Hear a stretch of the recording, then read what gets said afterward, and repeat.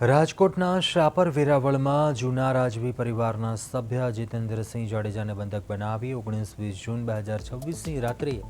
આચરવામાં આવેલી ₹2.49 કરોડની સનસનીખેજ લૂંટનો કેસ પોલીસની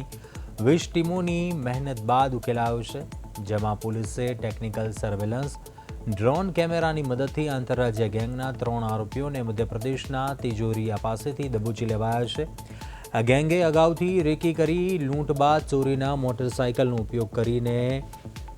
નાસી છૂટવાનો માસ્ટર પ્લાન બનાવ્યો હતો, પરંતુ પોલીસની સઘન તપાસમાં ચોક્કસ મોબાઈલ ટાવર ડમ્પ ડેટાને આધારે આરોપીઓ સુધી પહોંચવામાં સફળતા મળી, જ્યારે પોલીસે આરોપીઓ પાસેથી ₹43.18 લાખની રોકડ, દાગીના, લૂંટાયેલી રાઇફલ સહિત કુલ ₹74.86 લાખનો મુદ્દામાલ કબજે કર્યો છે, જ્યારે કે ગેંગના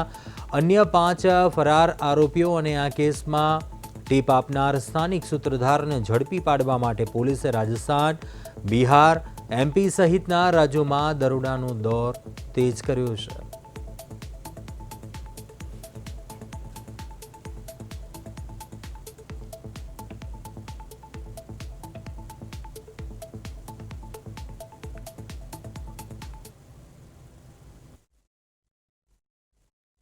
ગ્રામ્ય પોલીસ માટે ખૂબ જ મોટો પડકાર હતો,